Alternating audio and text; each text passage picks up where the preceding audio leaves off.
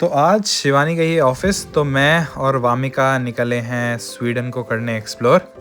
तो चलिए करते हैं स्वीडन को एक्सप्लोर। तो वामिका को उठाया बग्गी में और हम चलते हैं सिटी के थ्रू एक्सप्लोर करने यहाँ के लोकल म्यूजियम्स को।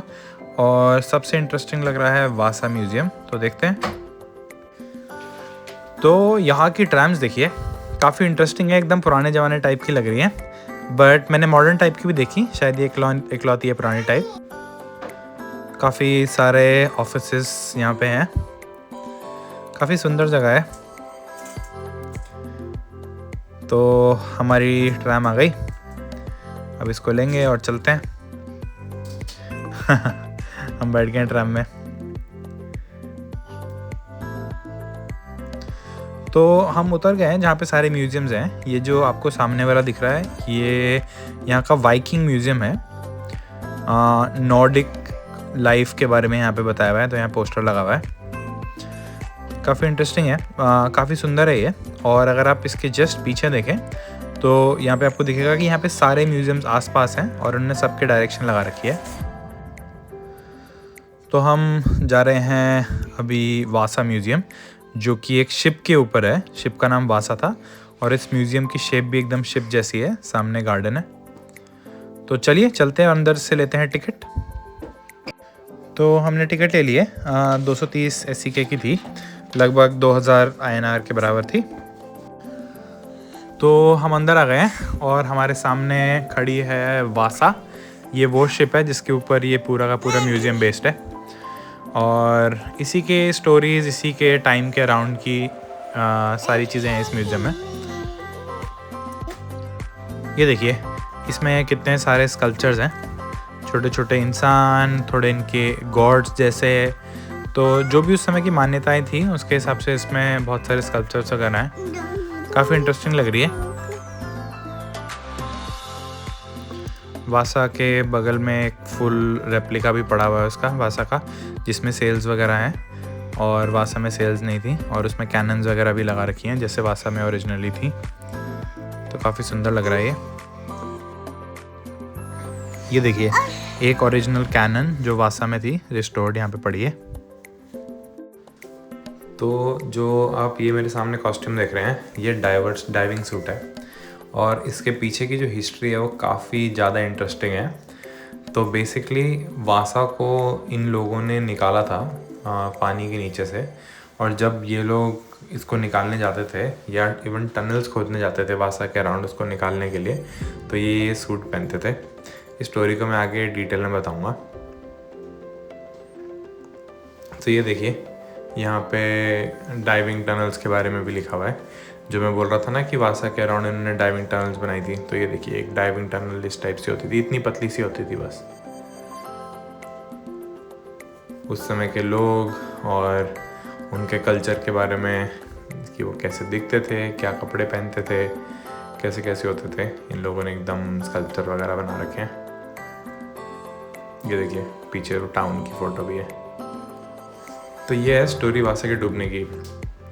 संडे अगस्त 10, 1968 के दिन वासा अपनी पहली जर्नी पे निकली और थोड़े ही आगे जाके उसमें 3 हवा के झटके आए, एक लेफ़्ट, एक राइट, एक लेफ़्ट, और वासा में पानी भरने लगा और वासा डूब गई।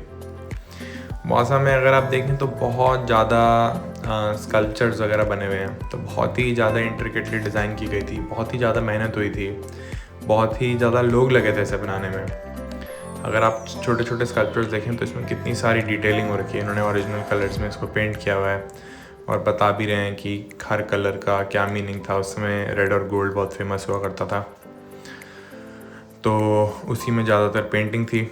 यहाँ पे इन्होंने, अगर आप ये बीच में देखें तो इन्होंने कोट ऑफ आर्म्स भी लगा रखा है, तो बताने के लिए कि ये राजा की शिप है। और इसको बहुत सारे कलर्स में पेंट किया हुआ है और उस समय के जितने भी कलर्स थे वो नेचुरली एक्सट्रैक्ट होते थे, उसमें भी बहुत मेहनत लगती थी, तो वो भी रखे हुए इन लोगों ने। तो ये देखिए, वासा के अंदर भी कितना सारा काम है, मतलब 4 स्टोरी की बिल्डिंग जितनी बड़ी वासा है। हम तो खिड़कियों के अंदर से देख रहे हैं जहाँ पे पहले तोपें निकलती थी। ये देखिए, शेर बना हुआ है। तो यहाँ पे इन्होंने मूवी स्क्रीन करी और हमें बताया बेसिकली वासा की हिस्ट्री। तो बहुत इंटरेस्टिंग है। एक तो इतना सारा काम हुआ, ऑलमोस्ट 2-3 साल लगे वासा बनने में। बहुत सारी फैमिलीज़, आगे जाके हम देखेंगे शिपयार्ड जहाँ पे बनता था, तो वो इतनी सारी फैमिलीज़ लगी थी एकदम। बट राजा के लिए एकदम प्राउड चीज़ थी, उसका कोट ऑफ आर्म्स वगैरह लगाया हुआ था। और पहली ही सेल में वासा निकलती है और ऑलमोस्ट 1 किलोमीटर अंदर जाती है और डूब जाती है। और ऊपर के लोग तो बच जाते हैं लाइफ बोट्स में, बट क्योंकि जैसे मैं बताया 4 फ्लोर मतलब गहरी थी, तो जो नीचे के फ्लोर वाले लोग होते हैं वो सारे मर जाते हैं इसमें। तो क्यों ऐसा होता है? क्योंकि इसमें कुछ स्ट्रक्चरल इश्यूज थे, बहुत पतली थी ये और नीचे इनफ वेट नहीं था, तो ये सफिशेंटली बॉइंट हो नहीं पाई और 3-4 हवा के झटकों में ही डूब गई।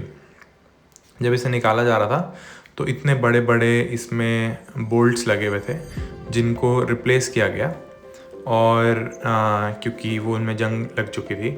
और अब जो रिप्लेसमेंट वाले बोल्ट्स हैं वो ये बेच रहे हैं बेसिकली। तो अगर आप 11,580 के दो तो ये आपको बेच देंगे। शिप के नीचे आज भी रेस्टोरेशन वर्क हो रहा है, ये देखिए। उस समय बहुत टाइप के लोग थे जो इस शिप को बनाने में लगे थे। तो ये देखिए, एक शिप डॉक इन्होंने दिखाया है। एक शिप है जो काफ़ी बनी हुई है और काफ़ी सारे लोग दिखाए हैं इन्होंने जो शिप को बना रहे हैं। तो बहुत मेहनत लगती थी, बहुत सारे लोग लगते थे, मशीनरी कम हुआ करती थी, तो इतनी मेहनत लगती है एक शिप को बनाने में। तो बेसिकली उसको दर्शा रहे हैं। और मल्टीपल टाइप की शिप्स खड़ी हैं यहाँ पे, मैं आगे से दिखाता हूँ आपको। जैसे ये वाली देखिए, ये वाली शिप ऑलमोस्ट बन गई है। ये वाली शिप है जिसका सिर्फ बेस बना हुआ है, और एक आगे शिप है जो रिपेयर हो रही है। तो मतलब मल्टीपल चीज़ें चलती रहती थी और मल्टीपल शिप्स पे एक साथ काम चलता रहता था। बट अगर आप देखें तो इतने सारे लोग हैं जो इस काम को कर रहे हैं, तो काफ़ी इंटरेस्टिंग है, उस टाइप का कल्चर है ये। इसी के बगल में, वासा के बगल में एक लाइफ बोट पड़ी है जो उस समय एक्चुअल लाइफ बोट थी, जिससे वासा के जो लोग बच पाए वो इस लाइफ बोट से निकले थे। तो आजकल काफ़ी डैमेज हो गई है ये, बट काफ़ी सुंदर है। वासा का ओरिजिनल एंकर भी पड़ा हुआ है, काफ़ी सारे एंकर्स पड़े हैं, बहुत सुंदर है ये भी। ये देखिए, ये है ओरिजिनल वासा की लकड़ी और इसको आप छू सकते हो। तो मैं आगे जाके करता हूँ नॉक नॉक। ये देखिए, मैं नॉक नॉक करके देख रहा हूँ, बढ़िया है। ये देखिए, डिपार्चर के बारे में लिखा था, जब वासा पहली बार निकली थी और फिर 333 ईयर्स बाद जाके ये वापस आई। जब ये वापस आई तो इसमें नीचे बहुत सारे लोग मिले, तो ये उनके स्केलेटन्स भी इन्होंने लगा रखे हैं। तो उनके साथ साथ इन्होंने बेसिकली डेथ के बारे में लिखा हुआ है और बेसिकली एक्सपीरियंस करा रहे हैं कि उनको कैसा फील हुआ होगा। यहाँ पे थोड़े बहुत थिएटर्स हैं, थोड़ा बहुत बच्चों के लिए इन्होंने मूवी टाइप भी लगा रखी है। तो ये है तोप वाला रूम जो हम नीचे से देख रहे थे ना, उसका एक्चुअल इन्होंने रेप्लिका बनाया हुआ है। यहाँ से सारी तोपें जिस टाइप से निकली रहती थी, और बाहर बेसिकली गार्ड के लिए। ऑल्दो ये कभी यूज़ नहीं है क्योंकि वासा एक दिन में डूब गई थी। काफ़ी कम जगह है खड़ी होने के लिए, मेरे को थोड़ा झुक के खड़ा होना पड़ रहा है। इस टाइप के दरवाजे थे, काफ़ी छोटे हैं वैसे हाइट में ये, ऊपर वही स्कल्पचर जैसे बाहर थे। तो जैसे मैंने बताया ना कि 4 स्टोरी बिल्डिंग की तरह थी वासा। तो देखिए, ऊपर आपको दिखेंगे लोग जो कि थोड़े प्रॉस्परस हैं, रिच लोग आपको दिखेंगे जो कि कैप्टन्स वगैरह, और अगर आप उनकी फैमिलीज़ वगैरह भी देख रहे हैं जो उनको छोड़ने वगैरह आई थी। फिर सेकंड लेवल पे बेसिकली काम हो रहा है, थर्ड लेवल पे खाना वाना बनता था, और चौथे लेवल पे सिर्फ मेंटेनेंस का काम है। ये देखिए, काफ़ी टाइप की चीज़ें थी उस टाइप के उस ज़माने में, जैसे कि बार्बर का शॉप दिखाई हुई है इन्होंने। ये देखिए, उस समय कुछ कुछ दवाइयाँ भी रखते थे वो वासा पे। ये उस टाइप की बंदूकें हैं जो वो अपने साथ शिप पे लेके गए थे, ये भी रैकेज के साथ ही मिली हैं। ये देखिए, अलग अलग टाइप के तोप के गोले हैं और उनको कैसे कैसे इस्तेमाल करना है लिखा हुआ है इन्होंने। यहाँ पे रेप्लिका हैं जो आप छू सकते हैं, और सामने ग्लास में एक्चुअल गोले हैं जो रैकेज से मिले थे। काफ़ी इंटरेस्टिंग है, हिस्ट्री के साथ इन्होंने अच्छे से बता रखा है। ये देखिए अलग अलग टाइप की बंदूकें। तो एक इंटरेस्टिंग बात यह है कि बंदूकों के नीचे इन्होंने यहाँ पे लगा रखा है कि आप इसे छू के देख सकते हैं, उठा सकते हैं। तो मैं उठा के वेट वगैरह देख रहा हूँ इसका, तो काफ़ी इंटरेस्टिंग है। उस समय के इन्होंने कॉइन्स वगैरह, जूते वगैरह सब लगाए हुए हैं। एक बहुत इंटरेस्टिंग चीज़ मुझे ये लगी कि उस समय की जो प्लेट्स थी वो एकदम आज की प्लेट्स की तरह हैं। काफ़ी सुंदर डिज़ाइंड प्लेट्स हैं, एकदम कलर्स वलर्स भी रखे हैं इसमें।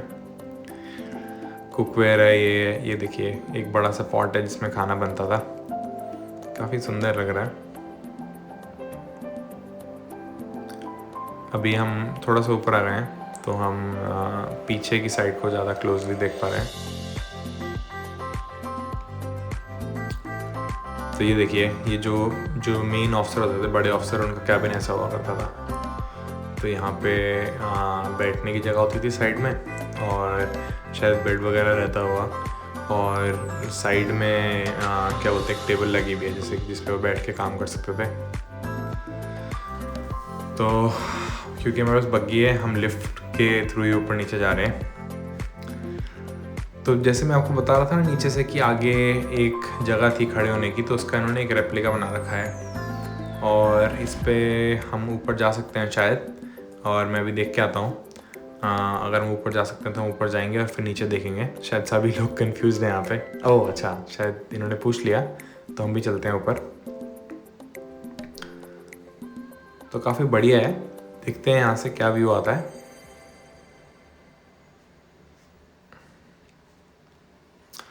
तो ये मैं ऊपर आ गया हूँ इसके, और यहाँ से ये ऑलमोस्ट टॉप फ्लोर के एक नीचे है, तो यहाँ से पूरा वासा का एकदम सुंदर सा व्यू आ रहा है। एकदम ऐसी फीलिंग आ रही है जैसे मैं शिप की ऑब्जर्वेटरी पे खड़ा हूँ। ये देखिए पूरी शिप दिख रही है। ये देखिए वासा का जो मेन वो था सेल, जिससे वो आगे बढ़ती थी हवा लेके। ऊपर काफ़ी सारे अच्छे अच्छे फ़ोटो स्पॉट्स हैं जहाँ से मैं फ़ोटो खिंचवा सकता हूँ।